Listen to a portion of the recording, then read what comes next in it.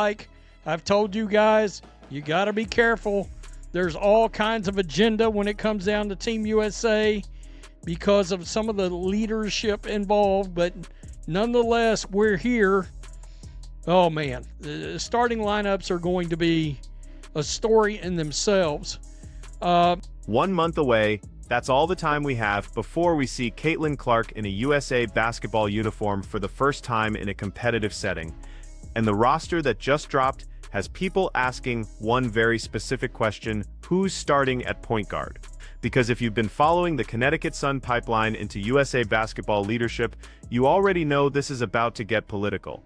The roster features 2024 gold medalist Kaylee Copper, Chelsea Gray, Kelsey Plum, Jackie Young, Derricka Hamby, and Rain Howard. They won the 3x3 bronze medal at the 2024 Paris Games. Leah Boston, who represented the USA in many junior and senior competitions, will compete for the U.S. for the first time since the 2024 FIBA Women's Olympic qualifying tournament. 12 players. 6 Olympic gold medalists from Paris, 2024. 5 rookies making their senior national team debuts, and sitting right there in the middle of it all is Sue Bird, the managing director who handpicked every single name on this list. Now here's what makes this interesting. Bird spent her entire WNBA career with the Seattle Storm, but her college roots run deep through UConn. And when you look at this roster, that Connecticut connection starts showing up in ways that should make Fever fans nervous. Boston, Howard, and Reese have competed in the FIBA Women's AmeriCup, while Boston, Bueckers, Cintron, Clark, and Howard own gold medals from various junior competitions. A number of players who also feature 3x3 experience include Olympic medalist Plum, Young, Howard, and Hamby. Boston Bueckers also represented USA basketball in 3x3 junior competition. 3-time Olympic and world champion Breanna Stewart will join the team in Miami. Paige Bueckers is on this team. The UConn star, who hasn't played a single WNBA game yet, gets a roster spot for World Cup qualifying in Puerto Rico, March 11th through 17th. And according to comments from Gino Arima and Emma Messiman, there's been talk about Bueckers having an inside track to the starting point guard position. Let that sink in for a second. A player with 0 professional experience, potentially starting over the 2024 WNBA Rookie of the Year, who just put up the greatest individual season in league history. This is going to get so interesting.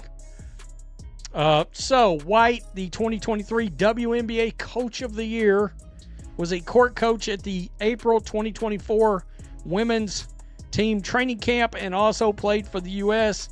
at the 1997 Jones Cup. And of course, we know right here, this is the part that starts making people nervous. Look at the coaching staff they assembled. Carol Lawson from Duke leads the way as head coach. Nathalie Nakase from the Golden State Valkyries as assistant, Nate Tibbetts from the Phoenix Mercury, and Stephanie White from the Indiana Fever, who coached Caitlin Clark to a WNBA Finals appearance in her rookie season. White was the 2023 WNBA Coach of the Year and has history with USA basketball going back to 1997 when she played at the Jones Cup. But here's the question nobody's asking out loud: is having your head coach on staff enough protection when the person selecting the roster has other loyalties? Let's just come over here. Alexa Philippou put up the list so you can kind of better see it. Leah Boston, Paige Bueckers, Sonia Cintron, Caitlin Clark, Kylie Copper, Chelsea Gray, Derricka Hamby, Rain Howard, Kiki Arifin, Kelsey Plum, Angel Reese, Jackie Young. I guess Breanna Stewart is not going to play in the qualifying round. So, yeah, people are pointing out no Asia, no Fee, no Stewie, no Alyssa Thomas. The roster breakdown tells you everything about where USA basketball is heading. You've got veterans like Kelsey Plum, Chelsea Gray, Jackie Young, and Kalia Copper bringing Olympic gold medal experience. Alyssa Thomas and Breanna Stewart are notably absent from this qualifying round, which opens the door for younger talent. Angel Reese, Leah Boston, Sonia Centrum, and Kiki Arifin all make their senior national team competitive debuts alongside Clark. This is the next generation of USA basketball. The question is whether the old guard is ready to let them actually lead. Interesting scenario we saw from the All-Star game year before last was we get the Angel Reese, Caitlin Clark dynamic on the court at the same time.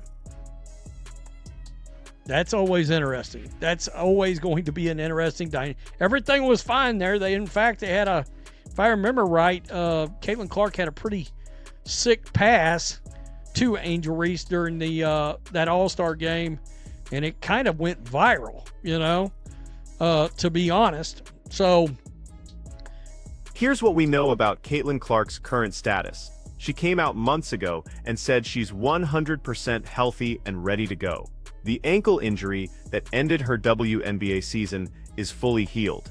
She's been training, she's been working, she's ready to compete at the highest level. So if anyone tries to sell you the narrative that she's returning from injury and needs to ease back in by coming off the bench, understand what you're actually hearing: a convenient excuse to justify a decision that's already been made for other reasons. Right quick. Let's just go back. We got Paige Bueckers. Breanna Stewart's not actually playing. We always talk about you got to be worried about the Connecticut bias because of the managing director, Sue Bird. And I think there was some feelings that Gino Auriemma made some comments that would lead you to believe that Paige Bueckers had an inside track to being the starting point guard. Remember the 2024 All-Star game? That was the last time we saw Clark and Reese on the same team. And it worked. Clark threw that sick pass to Reese that went viral. The chemistry was there, the talent was obvious. They didn't need to be best friends to be effective teammates. That's the thing about professional basketball at this level. You don't need to like each other. You need to respect each other's game and execute. And both of them can do that. The real drama isn't going to be between the players. It's going to be about who gets to control the narrative around them. Say, nah, we're okay with not seeing that. Caitlin Clark has got to be the starting point guard for this team. I mean, come on. Let's not try to get cute here. And I could see them trying to get cute by doing the whole, well, she's returning from injury and yada, yada, yada. No, Caitlin Clark, I did a video, I don't know how long ago. It's been a while since she come out and said, I'm 100% ready to go. She's ready to roll. The absence of certain names is just as telling as who made the roster. No A'ja Wilson, no Breanna Stewart, no Alyssa Thomas. These are established superstars who could have easily taken spots on this team. But USA Basketball made a choice, used this qualifying tournament to evaluate younger talent and build depth for the 2026 World Cup in Berlin. That's actually smart roster management. The United States already qualified for the World Cup by winning the 2025 FIBA Women's AmeriCup. These games in Puerto Rico are about development and chemistry, not survival. Stephanie White. No, you guys know I'm just not going to say that. So we'll have to find out how this happens, how this ends up looking, because I don't know about you. Sixth person of the year, sixth person off the bench, Caitlin Clark, does not have a ring to it for me. It does not at all. I still don't know where these games will be shown on television. I want to guess either USA Network or NBC, but I could be wrong about that. All right, I could be wrong about that. Make sure you hit the subscribe button. Make sure you're still subscribed, YouTube and your BS, and hit the like button. Peace, I'm out. Here's what makes this significant. USA Basketball is going for their 5th consecutive World Cup gold medal and 12th overall when they compete in Berlin from September 4th through 13th, 2026. That's the real prize. This March tournament is the audition. Every player on this roster knows they're being evaluated not just for how they perform individually, but for how they fit into the system USA Basketball wants to run. And that system has historically favored a specific style of play, defensive intensity, ball movement, and veterans who understand their role. Caitlin Clark doesn't fit that mold. She's not a role player. She's not someone who's going to be content running the offense through post touches and waiting for her turn. She averaged 19.2 points and 8.4 assists per game in her WNBA rookie season. She led the league in assists. She broke the single-season assist record. She did all of that while being the primary focus of every opposing defense she faced. That's not a player you bring off the bench. That's not a player you ease into the rotation. That's your starting point guard, and everyone in basketball knows it. But here's where it gets complicated. USA Basketball has always operated with a specific hierarchy. Veterans get preference. Players who've been through the system get trust, and the people making decisions have relationships that go back decades. Sue Bird selecting this roster isn't just about picking the 12 best players, it's about picking 12 players who fit the culture and the system that USA Basketball has built. And sometimes that means making choices that look political from the outside. Paige Bueckers getting a roster spot before playing a single WNBA game is unprecedented.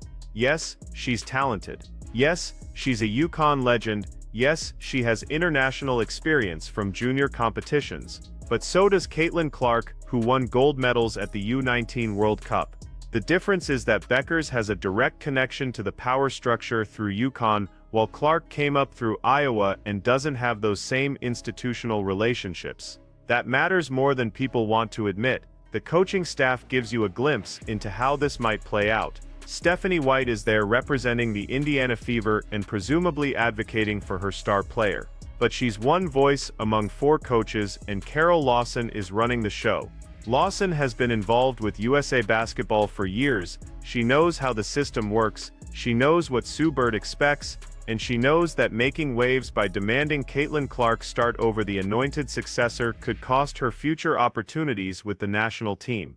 Watch what happens in the starting lineup announcement. If Caitlin Clark comes off the bench while Paige Bueckers starts, you'll hear all the usual justifications. They'll talk about experience with the national team system. They'll mention chemistry from previous camps. They'll say something about defensive versatility or fitting specific matchups. But what they won't say is the truth. This was decided before anyone stepped on the court in Miami for training camp on March 7th and 8th. The games themselves will be broadcast somewhere, probably USA Network or NBC, though that hasn't been officially confirmed yet. And you can bet that viewership numbers are going to be scrutinized. Because here's what USA Basketball needs to understand. Caitlin Clark is a ratings draw. She brought 3 million viewers to regular season WNBA games. She made the Indiana Fever relevant. She created casual fans who had never watched women's basketball before. If you put her on the bench and trot out a lineup that looks like every other USA Basketball team from the past decade, those casual fans aren't going to tune in. They're going to check the box score, see limited minutes, and move on with their lives. This matters for the future of the sport. The WNBA just had its best year ever in terms of visibility and growth.